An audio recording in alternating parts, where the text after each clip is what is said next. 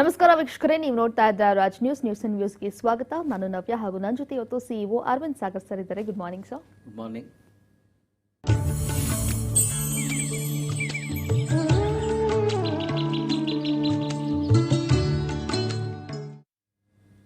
ವೀಕ್ಷಕರೇ, ಎಂದಿನಂತೆ ಇವತ್ತು ಕೂಡ ರಾಜ್ಯ ಮಟ್ಟದ ದಿನಪತ್ರಿಕೆಗಳಲ್ಲಿ ಯಾವೆಲ್ಲ ಪ್ರಮುಖವಾದಂತಹ ಸುದ್ದಿಗಳನ್ನ ಪ್ರಕಟ ಮಾಡಿದ್ದಾರೆ, ಯಾವೆಲ್ಲ ವಿಚಾರಗಳ ಬಗ್ಗೆ ಕೊಟ್ಟಿದ್ದಾರೆ, ಒಂದು ಕಡೆ ರಾಜಕೀಯ ಆರ್ಥಿಕತೆ ಇರಬಹುದು ಅಥವಾ ಶಿಕ್ಷಣದ ವಿಚಾರವಾಗಿ ದೇಶ ವಿದೇಶಗಳ ಸುದ್ದಿಗಳನ್ನ ಯಾವೆಲ್ಲ ವಿಚಾರಗಳನ್ನ ಹೆಡ್ಲೈನ್ ಹಾಗೂ ಇನ್ಸೈಡ್ ಸ್ಟೋರೀಸ್ ಅಲ್ಲಿ ಕೊಟ್ಟಿದ್ದಾರೆ ಅಂತ ವಿಶ್ಲೇಷಣೆಯನ್ನ ಮಾಡ್ತಾ ಹೋಗ್ತೀವಿ. ಆದ್ರೆ ಅದಕ್ಕೂ ಮುಂಚೆ ಈ ದಿನದ ಶುಭ ನುಡಿಯನ್ನ ನೋಡೋದಾದ್ರೆ ವಿಜಯವಾಣಿ ಪೇಪರ್ ಅಲ್ಲಿ ಪ್ರತಿ ಸೋಲು ಯಶಸ್ಸಿನಡೆಗೆ ಸಾಗುವಂತಹ ಒಂದು ಹೆಜ್ಜೆ ಎಂದೇ ಭಾವಿಸಬೇಕು. ನಾವು ತೊಡಗಿಸಿದಂತಹ ಶ್ರಮ ಪ್ರಾಮಾಣಿಕವಾಗಿದ್ದಲ್ಲಿ ಅಕಸ್ಮಾತ್ ಸೋತರೂ ಕೂಡ ಅದು ಸೋಲಲ್ಲ ಅನ್ನುವಂತಹ ಒಂದು ಶುಭ ನುಡಿಯನ್ನ ಕೊಟ್ಟಿದ್ದಾರೆ.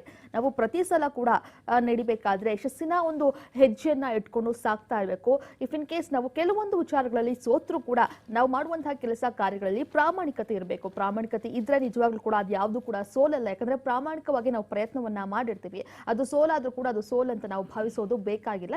ಅದೇ ಒಂದು ರೀತಿಯಾದಂತಹ ಒಂದು ಹೆಜ್ಜೆ, ನಮ್ಮ ಯಶಸ್ಸಿನ ಹೆಜ್ಜೆ ಅಂತ ನಾವು ಅದನ್ನೇ ಪಾಲಿಸಿಕೊಂಡು ಜೀವನವನ್ನ ಸಾಗಬೇಕು ಅನ್ನುವಂತಹ ಒಂದು ಶುಭ ನುಡಿಯನ್ನ ವಿಜಯವಾಣಿ ಪೇಪರ್ ಅಲ್ಲಿ ಕೊಟ್ಟಿದ್ದಾರೆ ಸರ್. ಓಕೆ ನವ್ಯ, ಎಲ್ಲ ಪತ್ರಿಕೆಗಳನ್ನು ಗಮನಿಸಿದಾಗ ದರ ಏರಿಕೆ ವಿರುದ್ಧ ಕಾಂಗ್ರೆಸ್ಸಿನ ಹೋರಾಟ ಪ್ರತಿಭಟನೆ ಭಾಳ ಜೋರ ನಡೀತಾ ಇದೆ ಡೆಲ್ಲಿಯಲ್ಲಿ. ಆನಂತರದಲ್ಲಿ ತನ್ನ ಮಗು ಮಾನಸಿಕವಾಗಿ ಸರಿ ಇಲ್ಲ, ಖಿನ್ನತೆಗೊಳಗಾಗಿದೆ ಅಂದ್ಬಿಟ್ಟು ತಾಯಿನೇ ಸ್ವತಃ ತನ್ನ ಮಗುವನ್ನು ಮಾಡಿಂದ ಎಸ್ತಿರ್ತಕ್ಕಂಥದ್ದು ಒಂದು ದೊಡ್ಡ, ಅದು ವರಮಹಾಲಕ್ಷ್ಮಿ ಹಬ್ಬದ ದಿನದಲ್ಲಿ ನಡೀತಕ್ಕಂಥ ಘಟನೆ ಅದು. ಆಮೇಲೆ ಮತ್ತೆ ಮಳೆ ಆರ್ಭಟ ಜಾಸ್ತಿಯಾಗಿ ಇನ್ನೊಂದು 4 ಜನ ಬಲಿಯಾಗಿದ್ದಾರೆ ಅಂತಕ್ಕಂಥ ನೋವಿನ ಸುದ್ದಿ. ಆಮೇಲೆ ಮುಖ್ಯಮಂತ್ರಿಗಳು ಮತ್ತೆ ಇವತ್ತು ಡೆಲ್ಲಿಗೆ ಹೋಗ್ತಾ ಇದ್ದಾರೆ ಅಮೃತೋತ್ಸವ ಕಾರ್ಯಕ್ರಮದಲ್ಲಿ ಭಾಗವಹಿಸೋಕ್ಕೆ. ಅದರಲ್ಲೂ ಮತ್ತೊಂದಿಷ್ಟು ಆಸೆ ಏನಪ್ಪ ಅಂದರೆ ಸಂಪುಟ ಪುನರಚನೆ ಆಗತ್ತಾ ಅಂತಕ್ಕಂಥದ್ದು.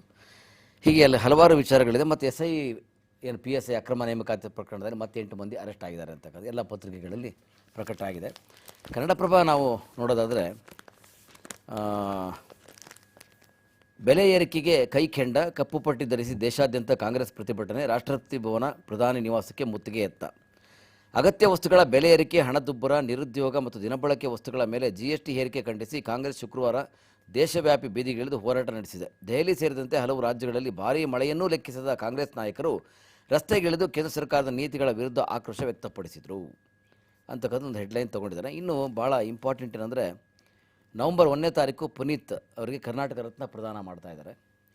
ದಿವಂಗತ ನಟ ಪುನೀತ್ ರಾಜ್ಕುಮಾರ್ ಅವರಿಗೆ ರಾಜ್ಯ ಸರ್ಕಾರ ಮರಣೋತ್ತರವಾಗಿ ಪ್ರಕಟಿಸಿರುವ ಕರ್ನಾಟಕ ರತ್ನ ಪ್ರಶಸ್ತಿಯನ್ನು ನವಂಬರ್ 1ರ ಕನ್ನಡ ರಾಜ್ಯೋತ್ಸವ ದಿನದಂದು ಪ್ರದಾನ ಮಾಡುವುದಾಗಿ ಮುಖ್ಯಮಂತ್ರಿ ಬಸವರಾಜ ಬೊಮ್ಮಾಯಿ ಅವರು ಶುಕ್ರವಾರ ತಿಳಿಸಿದ್ದಾರೆ. ಅಂದರೆ ಇನ್ನು ಲಾಲ್ಬಾಗ್ನಲ್ಲಿ ಉದ್ಯಾನದಲ್ಲಿ ನಡೀತಕ್ಕಂಥ ಸ್ವಾತಂತ್ರ್ಯೋತ್ಸವದ ನಿಮಿತ್ತ ಆಯೋಜಿಸಿದ ಫಲಪುಷ್ಪ ಪ್ರದರ್ಶನಕ್ಕೆ ಮುಖ್ಯಮಂತ್ರಿ ಬಸವರಾಜ ಬೊಮ್ಮಾಯಿ ಶುಕ್ರವಾರ ಚಾಲನೆ ನೀಡಿದರು. ಇಲ್ಲಿ ಹೊರನಟ ದಿವಂಗತ ಡಾಕ್ಟರ್ ರಾಜ್ಕುಮಾರ್ ಹಾಗೂ ಅವರ ಪುತ್ರ ದಿವಂಗತ ಪುನೀತ್ ರಾಜ್ಕುಮಾರ್ ಜೀವನಗಾಥೆಯನ್ನು ಪುಷ್ಪಗಳಲ್ಲಿ ಅರಳಿಸಲಾಗಿದೆ. ಜೊತೆಗೆ ಡಾಕ್ಟರ್ ರಾಜ್ ಹಾಗೂ ಪುನೀತ್ ಅವರ ವಿವಿಧ ಪಾತ್ರಗಳ ಪುತ್ಥಳಿಗಳನ್ನು ಪ್ರದರ್ಶಿಸಲಾಗಿದೆ. ಪ್ರದರ್ಶನ ಮುಂದಿನ 11 ದಿನಗಳ ಕಾಲ ನಡೆಯಲಿದೆ. ಸಾಕಷ್ಟು ಚೆನ್ನಾಗಿ ಮಾಡಿದ್ದಾರೆ, ಜನ ಭಾಳ ಮುಗಿಬೀಳ್ತಾ ಇದ್ದಾರೆ. ಅಲ್ಲಿ ಬೇಡರ ಕಣ್ಣಪ್ಪದ್ದು, ರಣಧೀರ ಕಂಠೀರವ, ಹೀಗೆ ಬೇರೆ ಬೇರೆ ಫಲಪುಷ್ಪಗಳೆಲ್ಲ ಮಾಡಿದ್ದಾರೆ. ಭಾಳ ಚೆನ್ನಾಗಿದೆ, ಜನನ ನೋಡ್ಬೋದು, ಖುಷಿ ಪಡ್ಬೋದು. ಪುನೀತ್ ರಾಜ್ಕುಮಾರ್ ಅದನ್ನು ಈ ಎಲ್ಲ ವೀಕ್ಷಣೆ ಮಾಡಿರ್ತಕ್ಕಂಥ ಶಿವರಾಜ್ಕುಮಾರ್ ಕೂಡ ಮತ್ತಷ್ಟು ಅಲ್ಲಿ ನೊಂದ್ಕೊಂಡು ಕಣ್ಣೀರು ಹಾಕಿದರು, ಪುನೀತರು ನೆಂದು. ಈ ಥರ ಎಲ್ಲ ನಡೆದಿದೆ. ನೋಡೋದಾದ್ರೆ ಕಬ್ಬು ಬೆಳೆಗಾರರಿಗೆ ಸಿಹಿ, 27 ಹೊಸ ಕಾರ್ಖಾನೆಗೆ ಪ್ರಸ್ತಾವನೆ, ವಿದೇಶದಲ್ಲಿ ಅಧ್ಯಯನಕ್ಕೆ ರೈತ ತಂಡ ಅನ್ನುವಂತಹ ಒಂದು ಹೆಡ್ಲೈನ್ ಅನ್ನ ಕೊಟ್ಟಿದ್ದಾರೆ.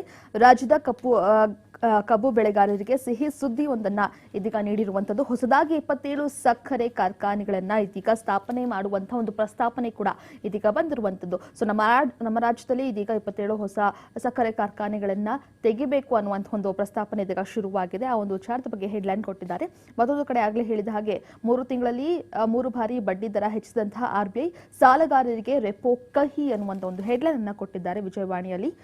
ಸಂತೃಪ್ತಿ ವೃದ್ಧಿಗಾಗಿ ವರ ಕೊಡುವಂತಹ ತಾಯಿಯೇ ಎಂದು ಜನರು ವರಮಹಾಲಕ್ಷ್ಮಿ ಹಬ್ಬವನ್ನ ಪ್ರಾರ್ಥಿಸ್ತಾ ಇದ್ದಂತಹ ದಿನದಂತೆ ಭಾರತೀಯ ರಿಸರ್ವ್ ಬ್ಯಾಂಕ್ ಬಡ್ಡಿ ದರವನ್ನ 50 ಮೂಲಕಾಂಶಗಳಷ್ಟು ಇದೀಗ ಹೆಚ್ಚು ಮಾಡಿರುವಂತದ್ದು. ಇದರಿಂದಾಗಿ ಸಾರ್ವಜನಿಕರು ಗೃಹ, ವಾಹನ ಮತ್ತು ಇತರ ಸಾಲದ ಕಂತಿನ ಮೊತ್ತ ಮತ್ತಷ್ಟು ಹೆಚ್ಚಾಗಲಿದೆ. ಇನ್ನು ಹಣದುಬ್ಬರ ತಗ್ಗಿಸಲು ಕಳೆದ ಮೇ ತಿಂಗಳು ನಿರಂತರವಾಗಿ ಹೋರಾಟವನ್ನು ಕೂಡ ಮಾಡಲಾಗಿತ್ತು. ಆದರೆ ಮತ್ತೆ ಇದೀಗ 3ನೇ ಬಾರಿ ಬಡ್ಡಿ ದರ ಏರಿಕೆ ಆಗಿದೆ ಅನ್ನುವಂಥ ಒಂದು ಮಾಹಿತಿಯನ್ನು ಕೊಟ್ಟಿದ್ದಾರೆ. ಯಾಕಂದ್ರೆ ಕಳೆದ ತಿಂಗಳು ಕೂಡ ಇದೇ ರೀತಿಯಾದಂತಹ ಒಂದಷ್ಟು ರೆಪೋ ದರವನ್ನ ಮತ್ತಷ್ಟು ಏರಿಕೆಯನ್ನ ಮಾಡಿದ್ರು. ಮತ್ತೆ ಇದೀಗ 3ನೇ ಬಾರಿ ಇದೀಗ ಏರಿಕೆಯನ್ನ ಮಾಡಿರೋದು ಎಲ್ಲೋ ಒಂದು ಕಡೆ ಜನರಿಗೆ, ಸಾಮಾನ್ಯ ಜನರಿಗೆ ಅಥವಾ ಮಧ್ಯಮ ವರ್ಗದ ಜನರಿಗೆ ಸಾಕಷ್ಟು ಒಂಥರ ಬರೆ ಇಳ್ದಂಗೆ ಆಗ್ತಾ ಇದೆ ಈ ಒಂದು ಬೆಲೆ ಏರಿಕೆ ಅಂತ ಕೂಡ ಹೇಳ್ಬೋದು ಸರ್. ಆ ಒಂದು ವಿಚಾರದ ಬಗ್ಗೆ ಕೊಟ್ಟಿದ್ದಾರೆ. ಪ್ರಜಾವಾಣಿಯಲ್ಲೂ ಕೂಡ ಅದೇ ಹೆಡ್ಲೈನ್ ತಗೊಂಡಿದ್ದಾರೆ ನವ್ಯ. RBIನಿಂದ -0.50 ರೆಪೋ ದರ ಹೆಚ್ಚಳ, ಸಾಲ ಇನ್ನಷ್ಟು ತುಟ್ಟಿ ಸಾಧ್ಯತೆ. ಅಂದರೆ RBI ಹೇಳಿರ್ತಕ್ಕಂಥ ಕೆಲವು ಮುಖ್ಯಾಂಶಗಳೇನಪ್ಪ ಅಂತಂದರೆ, ಹಾಲಿ ಹಣಕಾಸು ವರ್ಷದಲ್ಲಿ ಚಿಲ್ಲರೆ ಹಣದುಬ್ಬರ ದರ -6.7% ಇರುವ ಅಂದಾಜು 2022 ಆಗಸ್ಟ್ 4ರವರೆಗೆ ರೂಪಾಯಿ ಮೌಲ್ಯ -4.7% ಇಳಿಕೆ.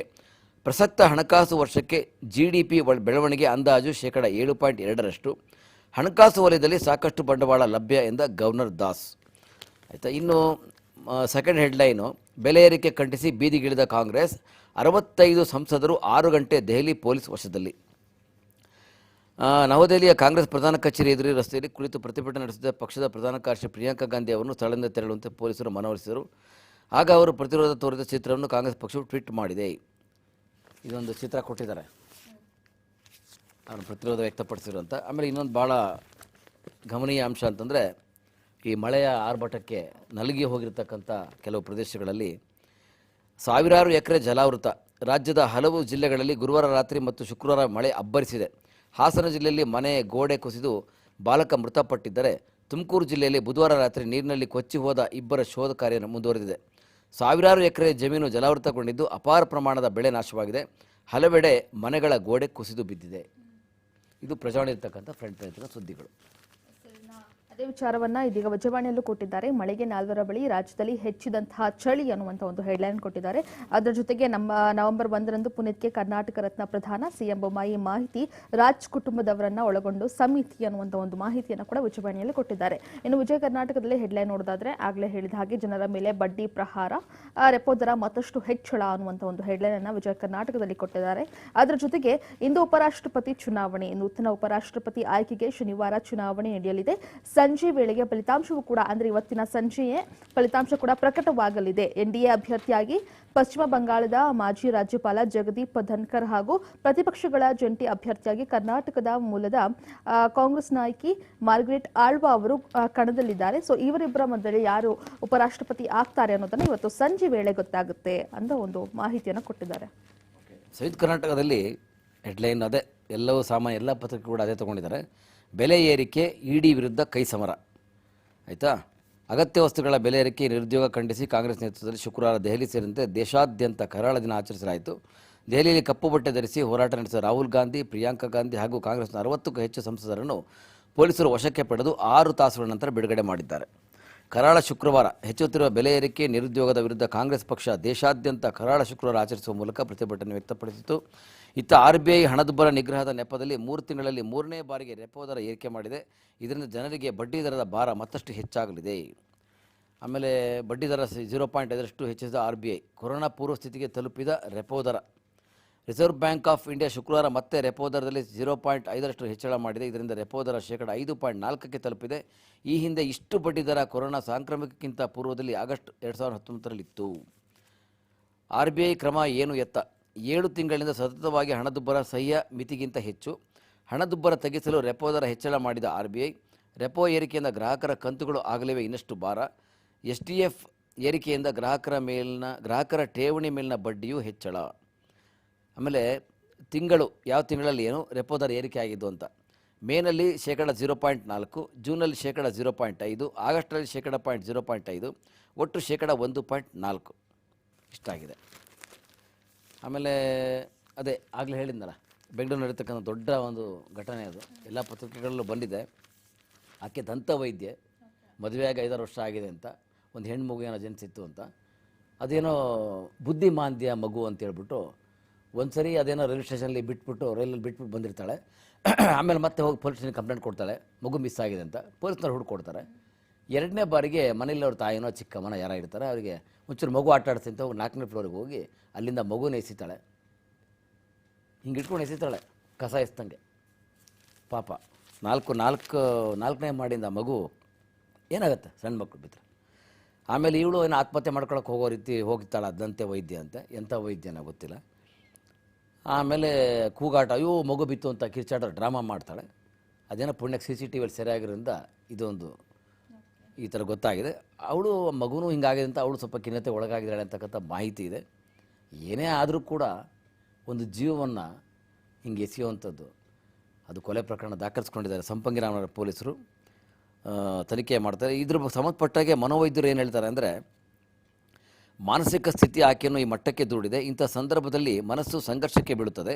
ಈ ಮಗುವನ್ನು ಹೇಗೆ ಪಾಲನೆ ಮಾಡುವುದು, ಮುಂದೆ ಇದರ ಭವಿಷ್ಯ ಹೇಗೆ, ನಾವು ಮಗುವಿನ ಕಡೆಗೆ ಗಮನ ಹರಿಸಿದರೆ ನಮ್ಮ ಭವಿಷ್ಯವೇನು ಎಂಬ ಆತಂಕ ಅವನ್ನು ಕಾಡಿದೆ. ಇಂಥ ಸಂದರ್ಭದಲ್ಲಿ ಏನು ಮಾಡಬೇಕು ಎಂದು ಗೊತ್ತಾಗುವುದಿಲ್ಲ. ಆ ಕ್ಷಣದಲ್ಲಿ ನಕಾರಾತ್ಮಕ ಭಾವನೆ ಅವರನ್ನು ಕಾಡುತ್ತಿರುತ್ತದೆ. ನಂತರ ಪಶ್ಚಾತ್ತಾಪವು.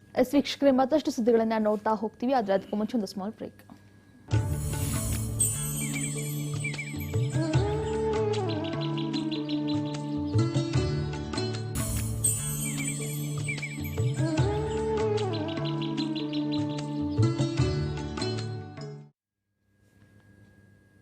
ಬ್ರೇಕ್ ನಂತರ ಮತ್ತೆ ಸ್ವಾಗತ.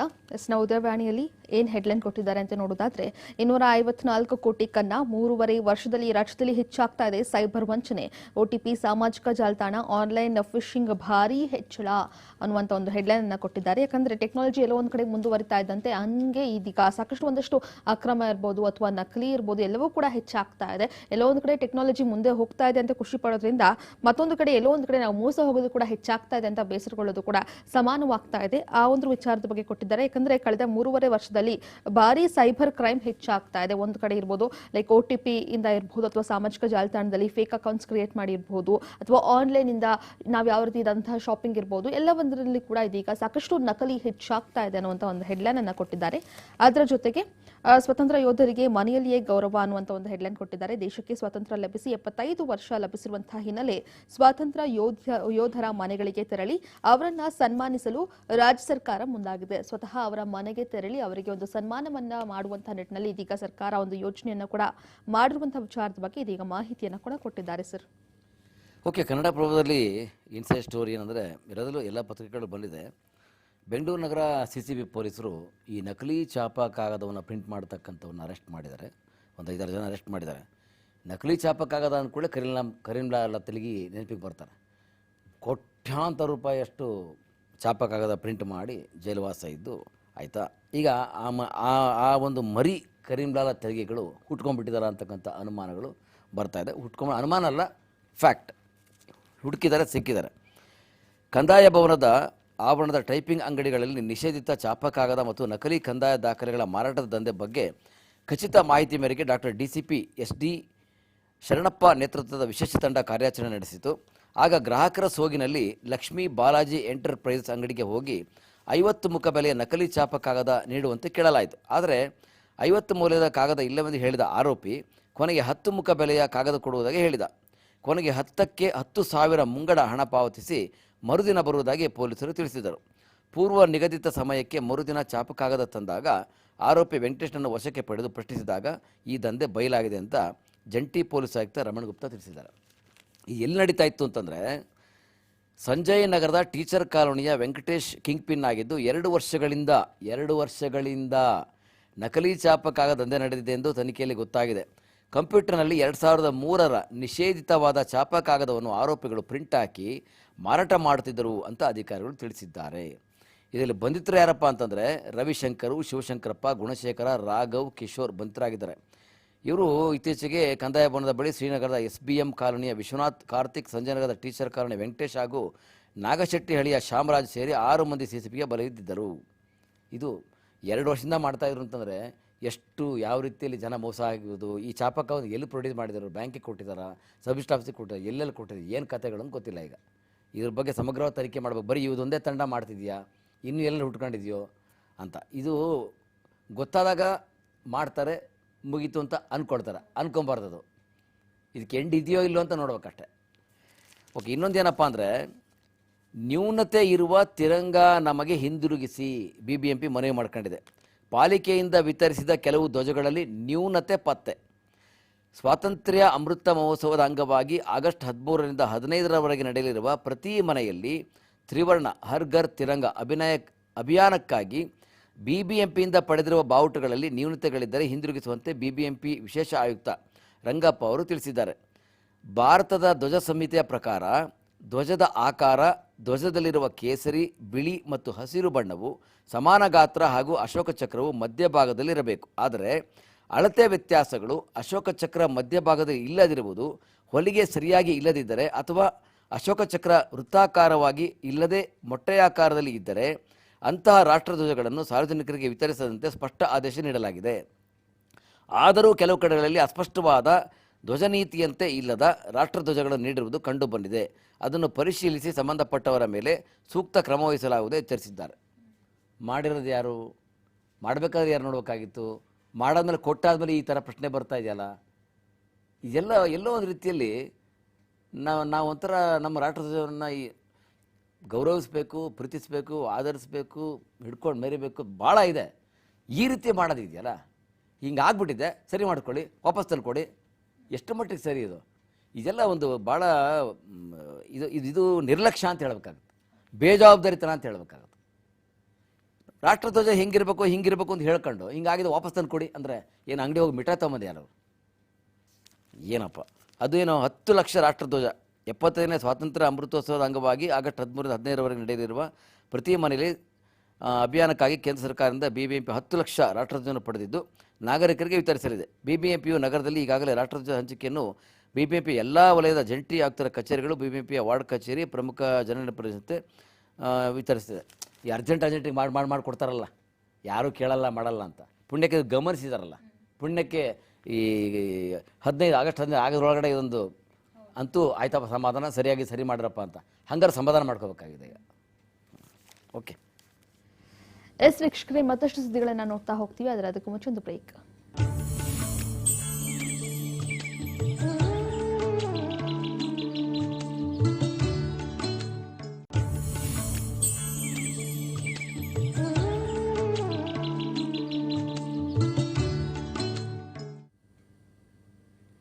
ಬ್ರೇಕ್ ನಂತರ ಮತ್ತೆ ಸ್ವಾಗತ. ನುಗ್ಗಿದ ಮಳೆ ನೀರಿಗೆ ನಲುಗಿದಂತಹ ಬದುಕು, ಮುಂದುವರೆದಂತಹ ವರ್ಣಾರ್ಭಟ ನದಿ ಪಾತ್ರದ ಗ್ರಾಮಗಳಲ್ಲಿ ಪ್ರವಾಹ, ಹೊಲೆ ಗದ್ದೆಗಳಿಗೆ ನುಗ್ಗಿದಂತಹ ನೀರು, ಮನೆ ಗೊಡಿ ಕುಸಿದು ಬಾಲಕ ಸಾವು ಅನ್ನುವಂತಹ ಒಂದು ಮಾಹಿತಿಯನ್ನ ಇದೀಗ ವಿಜಯ ಕರ್ನಾಟಕದಲ್ಲಿ ಕೂಡ ಕೊಟ್ಟಿರುವಂತದ್ದು. ಯಾಕಂದ್ರೆ ಭಾರಿ ಮಳೆಗೆ ಕಳೆದ ಬಾರಿ ಕೂಡ ಸಾಕಷ್ಟು ಅನಾಹುತಗಳು, ಅವಾಂತರಗಳು ಸೃಷ್ಟಿಯಾಗಿತ್ತು. ಮತ್ತೆ ಇದೀಗ ಅದೇ ರೀತಿಯಾದಂತಹ ಯಥಾಸ್ಥಿತಿ, ಮಳೆ ಬಂದಾಗಲೆಲ್ಲ ಮತ್ತೆ ಅನಾಹುತಗಳು ಸೃಷ್ಟಿಯಾಗುತ್ತೆ, ಮತ್ತೆ ಅದೇ ರೀತಿಯಾದಂತಹ ಒಂದಷ್ಟು ಸಂಕಷ್ಟದಲ್ಲಿ ಜನರು ಇರುವಂತದ್ದು. ಇನ್ನು ನದಿ ಪಾತ್ರದ ಗ್ರಾಮಗಳಲ್ಲಿ ಕೂಡ ಸಾಕಷ್ಟು ಪ್ರವಾಹದ ಭೀತಿ ಕೂಡ ಎದುರಾಗುತ್ತೆ. ಎಲ್ಲವೂ ಕೂಡ ಆಗ್ತಾ ಇದ್ರೆ ರಾಜಕಾರಣಿಗಳು ಮಾತ್ರ ಇದ್ರ ಬಗ್ಗೆ ಗಮನವನ್ನ ಹರಿಸ್ತಾ ಇಲ್ಲ ಅನ್ನೋದು ಮುಖ್ಯ ಪಾಯಿಂಟ್ ಆಗುತ್ತೆ ಇದರಲ್ಲಿ. ಯಾಕಂದ್ರೆ ಎಷ್ಟು ಸಾವುಗಳಾಗ್ತಾ ಇದೆ, ನಿನ್ನೆಯಷ್ಟೇ 4 ಸಾವಾಗಿದೆ, ಜೊತೆಗೆ ಗೋಡೆ ಕುಸಿದು ಬಾಲಕ ಸಾವನ್ನಪ್ಪಿರುವಂತಹ ಘಟನೆ ಕೂಡ ಆಗಿದೆ. ಇಷ್ಟೆಲ್ಲ ಆಗ್ತಾ ಇದ್ರು ಕೂಡ ಆದ ನಂತರ ಮಾತ್ರ ರಾಜಕಾರಣಿಗಳು ಬಂದು ಅದಕ್ಕೆ ಪರಿಹಾರವನ್ನ ಕೊಡುವಂತಹ ಕೆಲಸವನ್ನ ಮಾಡ್ತಾರೆ ಹೊರತು ಯಾವ ರೀತಿಯಾದಂತಹ ಕ್ರಮಗಳನ್ನ ಕೈಗೊಳ್ಳಬೇಕು ಅನ್ನೋದ್ರ ಬಗ್ಗೆ ಮಾಡ್ತಾ ಇಲ್ಲ. ಬಟ್ ಅದ್ರ ಜೊತೆಗೆ ಇದೀಗ 27 ಜಿಲ್ಲೆಗೆ ಅಲರ್ಟ್ ಅನ್ನ ಘೋಷಣೆ ಮಾಡಿರುವಂತದ್ದು. 27 ಜಿಲ್ಲೆಗಳಲ್ಲಿ ಎಚ್ಚರಿಕೆಯ ಮುನ್ಸೂಚನೆಯನ್ನ ನೀಡಿದೆ. 6 ಜಿಲ್ಲೆಗಳಿಗೆ ರೆಡ್ ಅಲರ್ಟ್ ಹಾಗೂ 11 ಜಿಲ್ಲೆಗಳಿಗೆ ಆರೆಂಜ್ ಹಾಗೂ 10 ಜಿಲ್ಲೆಗಳಿಗೆ ಯೆಲ್ಲೋ ಅಲರ್ಟ್ ಅನ್ನ ಇದೀಗ ಘೋಷಣೆ ಮಾಡಿರುವಂತದ್ದು. ಆ ಒಂದು ವಿಚಾರದ ಬಗ್ಗೆ ಕೊಟ್ಟಿದ್ದಾರೆ. ಇನ್ನು ಮತ್ತೊಂದು ಖುಷಿಯ ಸುದ್ದಿ ಅಂದ್ರೆ ಪವರ್ ಲಿಫ್ಟಿಂಗ್ ನಲ್ಲಿ ಸುಧೀರ್ಗೆ ಸ್ವರ್ಣ ಶಕ್ತಿ, ಕುಸ್ತಿಯಲ್ಲಿ ಬಜರಂಗ್ ದೀಪಕ್ ಸಾಕ್ಷಿಗೆ ಚಿನ್ನ, ಅಂಶುಗೆ ಬೆಳ್ಳಿ. ಎಸ್ನ ವರಮಹಾಲಕ್ಷ್ಮಿ ಹಬ್ಬಕ್ಕೆ 4 ಬಂಗಾರದ ಹರ್ಷ ಅನ್ನುವಂತ ಒಂದು ಹೆಡ್ಲೈನ್ ಅನ್ನ ಕೊಟ್ಟಿದ್ದಾರೆ. ಎಸ್ನ ನಮ್ಮ ಭಾರತಕ್ಕೆ ತುಂಬಾ ಹೆಮ್ಮೆ ಪಡುವಂತಹ ವಿಚಾರ ಹಾಗೂ ಖುಷಿ ಪಡುವಂತಹ ವಿಚಾರ. ಅದು ವರಮಹಾಲಕ್ಷ್ಮಿ ಹಬ್ಬದ ದಿನದಂದೇ ಕಾಮನ್ವೆಲ್ತ್ ಗೇಮ್ಸ್ ನಲ್ಲಿ ಭಾರತೀಯರು ಬಂಗಾರದ ಪದಕಗಳ ಭರ್ಜರಿ ಭೇಟಿಯಾಡುವ ಮೂಲಕ ಸಂಭ್ರಮವನ್ನ ಹೆಚ್ಚು ಮಾಡಿದ್ದಾರೆ ಅನ್ನುವಂತಹ ಒಂದು ವಿಚಾರದ ಬಗ್ಗೆ ಕೊಟ್ಟಿದ್ದಾರೆ. ಓಕೆ, ನಾವು ಕನ್ನಡಪ್ರಭದಲ್ಲಿ ಫಲಪುಷ್ಪ ಪ್ರದರ್ಶನದ ಬಗ್ಗೆ ಒಂದಿಷ್ಟು ಹೆಡ್ಲೈನ್ ಕೊಟ್ಟಿದ್ದಾರೆ. ಫಲಪುಷ್ಪದಲ್ಲಿ ಅರಳಿದ ಡಾಕ್ಟರ್ ರಾಜ್ ಪುನೀತ್ ಜೀವನ, ಸ್ವಾತಂತ್ರ್ಯೋತ್ಸವದ ಪ್ರಯುಕ್ತ ಲಾಲ್ಬಾಗ್ನಲ್ಲಿ ಫಲಪುಷ್ಪ ಪ್ರದರ್ಶನ, ನಟರಿಬ್ಬರ ಬದುಕಿನ ಶ್ರೇಷ್ಠ ಕ್ಷಣಗಳ ಅನಾವರಣ ಅಂತ. ಇದರಲ್ಲಿ ಏನು ಫಲಪುಷ್ಪ ಪ್ರದರ್ಶನ ನೋಡಲಿಕ್ಕೆ ಬಂದಿರತಕ್ಕಂಥ ಸಾರ್ವಜನಿಕರು ಮೊದಲನೇ ದಿನವೇ 2.9 ಲಕ್ಷ ಸಂಗ್ರಹ ಆಗಿದೆ ಅಂತಕ್ಕಂಥ ವಿಚಾರವನ್ನು ಅಧಿಕಾರಿಗಳು ತಿಳಿಸಿದ್ದಾರೆ. ಇದಕ್ಕೆ ರಿಯಾಕ್ಟ್ ಮಾಡಿರ್ತಕ್ಕಂಥ ಶಿವರಾಜ್ ಕುಮಾರ್ ಅವರು ಮತ್ತು ರಾಘವೇಂದ್ರ ರಾಜ್ಕುಮಾರ್ ಏನು ಹೇಳಿದ್ದಾರೆ ಅಂದರೆ, ಅಪ್ಪು ಮತ್ತು ತಂದೆ ರಾಜ್ಕುಮಾರ್ ಅವರ ಯಶಸ್ಸು ಮತ್ತು ಜೀವನವು ಹೇಳಿಕೆಗೆ ನಿಲುಕದ್ದು. ಅವರ ನೆನಪುಗಳು ಹೂವಿನಂತೆ ಸದಾ ಹೊಸದಾಗಿರುತ್ತದೆ. ಅಪ್ಪು, ಅಪ್ಪ ಹಾಗೂ ಅಮ್ಮ ಅವರ ಹೂವಿನ ರೂಪಗಳು ತುಂಬ ಸುಂದರವಾಗಿ ಚಿತ್ರಣವಾಗಿದೆ. ಫ್ಲವರ್ ಶೋ ಅತ್ಯುತ್ತಮವಾಗಿ ಮೂಡಿ ಬಂದಿದೆ ಅಂತ ಶಿವರಾಜ್ ಕುಮಾರ್ ರಿಯಾಕ್ಟ್ ಮಾಡಿದ್ದಾರೆ. ಆಮೇಲೆ ರಾಘವೇಂದ್ರ ರಾಜ್ಕುಮಾರ್, ಸುಖ ದುಃಖಗಳ ಮಿಶ್ರಣ.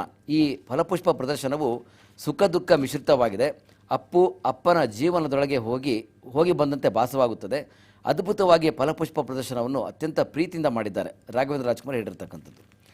ಇನ್ನು ಏನು ಸಿದ್ದರಾಮೋತ್ಸವ ಆಯ್ತಲ್ಲ, ಜನ್ಮದಿನೋತ್ಸವ, ಅದೊಂದು ಸ್ವಲ್ಪ ಎಲ್ಲೋ ಇತರ ಪಕ್ಷಗಳಿಗೆ ಬಿಸಿ ಮುಟ್ಟಿರ್ತಕ್ಕಂಥ ಹಿನ್ನೆಲೆಯಲ್ಲಿ ಬಹುಶಃ ಬಿಜೆಪಿನೂ ಕೂಡ ಬೃಹತ್ ಸಮಾವೇಶಕ್ಕೆ ಸಿದ್ಧತೆ ಮಾಡ್ತಾ ಇದೆ ಅಂತಕ್ಕಂಥ ವಿಚಾರಗಳು ಪ್ರಜಾವಾಣಿಯಲ್ಲಿ ಪ್ರಕಟ ಆಗಿದೆ. ಸಿದ್ದರಾಮಯ್ಯ ಜನ್ಮದಿನೋತ್ಸವ ಭರ್ಜರಿ ಯಶಸ್ಸು, ಎಚ್ಚೆತ್ತ ಕಮಲಪಾಳ್ಯ. ಬೃಹತ್ ಸಮಾವೇಶಕ್ಕೆ ಬಿಜೆಪಿ ಸಿದ್ಧತೆ. ವಿಧಾನಸಭೆ ವಿರೋಧ ಪಕ್ಷದ ನಾಯಕ ಸಿದ್ದರಾಮಯ್ಯ ಜನ್ಮದಿನೋತ್ಸವದ ಭರ್ಜರಿ ಯಶಸ್ಸು ಬಿಜೆಪಿಯನ್ನು ಬಡಿದೆಬ್ಬಿಸಿದ್ದು, ಅದೇ ರೀತಿಯಲ್ಲಿ ಬೃಹತ್ ಸಮಾವೇಶವನ್ನು ಹಮ್ಮಿಕೊಳ್ಳುವ ಬಗ್ಗೆ ಕಮಲಪಾಳ್ಯ ಚಿಂತನೆ ನಡೆಸಿದೆ. ಇದೇ ತಿಂಗಳ ಕೊನೆಯಲ್ಲಿ ಸಮಾವೇಶ ನಡೆಸಲು ಉದ್ದೇಶಿಸಿದ್ದು, ಸ್ಥಳ ಮತ್ತು ದಿನಾಂಕ ನಿಗದಿಯಾಗಬೇಕಾಗಿದೆ. ಮುನಿಸಿಕೊಂಡಿರುವ ಪಕ್ಷದ ಕಾರ್ಯಕರ್ತರನ್ನು ಸಮಾಧಾನಪಡಿಸಲು ಹಾಗೂ ಅವರ ವಿಶ್ವಾಸ ಗೆಲ್ಲಲು ತಕ್ಷಣದಲ್ಲಿ ಇಂಥದ್ದೊಂದು ಸಮಾವೇಶದ ಅಗತ್ಯವಿದೆ ಎಂದು ಬಿಜೆಪಿ ಮೂಲಗಳು ಹೇಳಿವೆ. Yes sir. ನೆಕ್ಸ್ಟ್ ನೋಡೋದಾದ್ರೆ ನ್ಯಾಷನಲ್ ಹೆರಾಲ್ಡ್ ಆಸ್ತಿ ಬಗ್ಗೆ ತನಿಖೆ ಇದೀಗ ಶುರು ಮಾಡಿರುವಂತದ್ದು. ಮಧ್ಯಪ್ರದೇಶದಲ್ಲಿ ನ್ಯಾಷನಲ್ ಹೆರಾಲ್ಡ್ ಒಡೆತನದ ಆಸ್ತಿಗಳಿಗೆ ಹೊಸ ಸಂಕಷ್ಟ ಇದೀಗ ಎದುರಾಗಿದೆ. ಪತ್ರಿಕೆ ಒಡೆತನದ ಆಸ್ತಿಗಳನ್ನ ವಾಣಿಜ್ಯ ಉದ್ದೇಶಗಳಿಗೆ ಬಳಸಲಾಗ್ತಾ ಇದೆಯೇ ಅಥವಾ ಭೂ ಬಳಕೆಯನ್ನ ಬದಲಾಯಿಸ್ತಾ ಇದೆಯೇ ಎಂದು ಇದೀಗ ಪರಿಶೀಲನೆ ಮಾಡೋದಕ್ಕೆ ಮಧ್ಯಪ್ರದೇಶ ಸರ್ಕಾರ ತನಿಖೆಯನ್ನ ಆರಂಭ ಮಾಡಿದೆ. ಎಲ್ಲೋ ಒಂದು ಕಡೆ ನ್ಯಾಷನಲ್ ಹೆರಾಲ್ಡ್ ಪ್ರಕರಣ ಮುಗಿಯೋ ತರ ಕಾಣ್ತಾ ಇಲ್ಲ. ಯಾಕಂದ್ರೆ ಪ್ರತಿ ಬಾರಿ ಕೂಡ ಒಂದು ಕಡೆ ವಿಚಾರಣೆ ಮಾಡ್ತಾರೆ, ಮತ್ತೊಂದು ಕಡೆ ತನಿಖೆಗೆ ಒಳಪಡ್ತಾರೆ. ಸೊ ಸಾಕಷ್ಟು ಒಂಥರ ಆಗ್ತಾನೆ ಇದೆ. ಬಟ್ ಮುಂದೆ ಏನಾಗುತ್ತೆ ಅಂತ ಸದ್ಯ ಕಾದು ನೋಡಬೇಕಾಗಿದೆ. ಆದ್ರೆ ಮತ್ತೊಂದು ಕಡೆ ಮಾತ್ರ ಕೇಂದ್ರದ ವಿರುದ್ಧ ಕೈ ಗುಡುಕ್ತಾನೆ ಇದೆ. ಸೊ ಒಂದು ಕಡೆ ಪ್ರತಿಭಟನೆ ಮಾಡ್ತಾ ಇದೆ, ಬೆಲೆ ಏರಿಕೆ, ನಿರುದ್ಯೋಗ ಇವೆಲ್ಲವನ್ನ ಕೂಡ ಇದೀಗ ಆ ಒಂದು ವಿರುದ್ಧ ಮಾಡಿ ಇದೀಗ ವಿರೋಧವಾಗಿ ಪ್ರತಿಭಟನೆಗೆ ಕೂಡ ಮುಂದಾಗಿರುವಂತದ್ದು. ಇನ್ನು ರಾಹುಲ್ ಗಾಂಧಿ ಅವರು ವಾಗ್ದಾಳಿಯನ್ನ ನಡೆಸ್ತಾರೆ. ಬಿಜೆಪಿ ಸರ್ಕಾರ ಬಂದಾಗ್ನಿಂದಲೇ ಈ ರೀತಿಯಾದಂತಹ ಕೆಲಸಗಳಾಗ್ತಾ ಇದೆ. ಯಾಕಂದ್ರೆ ಉದ್ಯೋಗವನ್ನ ಕೊಡ್ತೀವಿ ಅಂತ ಹೇಳಿದ್ರು, ಆದ್ರೆ ಸಾಕಷ್ಟು ನಿರುದ್ಯೋಗಿಗಳೇ ಜಾಸ್ತಿ ಇದ್ದಾರೆ ಅನ್ನುವಂತಹ ಒಂದು ಹೇಳಿಕೆಗಳನ್ನ, ಕೇಂದ್ರದ ವಿರುದ್ಧ ಘೋಷಣೆಗಳನ್ನ ಕೂಗಿ ತಮ್ಮ ಆಕ್ರೋಶವನ್ನ ಕೂಡ ಹೊರ ಹಾಕ್ತಾ ಇರುವಂತದ್ದು. ಇನ್ನೊಂದು ಕಡೆ ಬೆಲೆ ಏರಿಕೆ ಪ್ರತಿನಿತ್ಯ ಏನೆಲ್ಲ ಆಗ್ತಾ ಇದೆ ಆ ಒಂದು ವಿಚಾರದ ಬಗ್ಗೆ ಕೂಡ ಇದೀಗ ಆಕ್ರೋಶವನ್ನ ವ್ಯಕ್ತಪಡಿಸ್ತಾ ಇದ್ದಾರೆ. ಎಲ್ಲೋ ಒಂದು ಕಡೆ ಈ ಒಂದು ಇಡಿ ದಾಳಿ ಏನೆಲ್ಲ ನಡೀತಾ ಇದೆ, ಒಂದು ಕಡೆ ನ್ಯಾಷನಲ್ ಹೆರಾಲ್ಡ್ ಇರ್ಬೋದು ಅಥವಾ ಮಲ್ಲಿಕಾರ್ಜುನ್ ಖರ್ಗೆ ಅವ್ರ ಮೇಲೆ ಒಂದು ದಾಳಿ ಇರ್ಬೋದು, ಎಲ್ಲ ವಿಚಾರಗಳು ಎಲ್ಲವೂ ಕೂಡ ಇದೀಗ ಬಿಜೆಪಿಯ ರಣತಂತ್ರ ಅಂತ ಬಿಂಬಿತವಾಗ್ತಾ ಇದೆ ಇದೀಗ ಅಂತ ಕೂಡ ಹೇಳ್ಬೋದು ಸರ್. ರಾಜ್ಯಸಭೆಯಲ್ಲಿ ಸಭಾಪತಿ ವೆಂಕಯ್ಯ ನಾಯ್ಡು ಹೇಳಿರ್ತಕ್ಕಂಥ ಮಾತು, ಸಂಸದರಿಂದ ಬಂಧನದಿಂದ ರಕ್ಷಣೆ ಇಲ್ಲ. ಯಾಕಂದರೆ ಅಲ್ಲಿ ಇಡೀ ಸಮನ್ಸ್ ಜಾರಿ ಮಾಡೋಕ್ಕೆ ಸಂಸತ್ನಲ್ಲಿ ಕರೆಗರೆದ್ರು ಹೋದಾಗ ಅದು ಕ್ರಿಯೇಟ್ ಮಾಡಿರ್ತಕ್ಕಂಥದ್ದು. ಕ್ರಿಮಿನಲ್ ಪ್ರಕರಣಗಳಲ್ಲಿ ಸಂಸದರಿಗೆ ಬಂಧನದ ರಕ್ಷಣೆ ಇಲ್ಲ ಎಂದು ಸಭಾಪತಿ ವೆಂಕಯ್ಯ ನಾಯ್ಡು ರಾಜ್ಯಸಭೆಯಲ್ಲಿ ಶುಕ್ರವಾರ ಹೇಳಿದ್ದಾರೆ. ಆಯಿತಾ, ಸಂಸದರಿಗೆ ಬಂಧನದ ರಕ್ಷಣೆ ಇದೆ ಎಂಬ ಸಾಮಾನ್ಯ ನಂಬಿಕೆ ಇದೆ, ಆದರೆ ನಿಜಕ್ಕೂ ಹಾಗಿಲ್ಲ. ಸಿವಿಲ್ ಪ್ರಕರಣಗಳಲ್ಲಾದರೆ ಅಧಿವೇಶನದ ಅವಧಿ ಮತ್ತು ಅನಂತರದ 40 ದಿನದ ಒಳಗೆ ಸಂಸದನ್ನು ಬಂಧಿಸುವಂತಿಲ್ಲ, ಆದರೆ ಕ್ರಿಮಿನಲ್ ಪ್ರಕರಣಗಳಲ್ಲಿ ಅಂಥ ರಕ್ಷಣೆ ಇಲ್ಲ ಅಂತ ಅವರು ಸ್ಪಷ್ಟಪಡಿಸಿದ್ದಾರೆ. ಎಸ್ ವೀಕ್ಷಕರೇ, ನೋಡಿದ್ರಲ್ಲ ಯಾವೆಲ್ಲ ಪ್ರಮುಖವಾದಂತಹ ಸುದ್ದಿಗಳನ್ನ ಈ ದಿನ ಸುದ್ದಿ ಪತ್ರಿಕೆಗಳಲ್ಲಿ ಪ್ರಕಟ ಮಾಡಿದ್ದಾರೆ ಅಂತ. ಇದಾಗಿತ್ತು ಈ ದಿನದ ನ್ಯೂಸ್ ಅಂಡ್ ವ್ಯೂಸ್. ನೋಡ್ತಾರೆ ರಾಜ್ ನ್ಯೂಸ್, ಇದು ಕನ್ನಡಿಗರ ಧ್ವನಿ.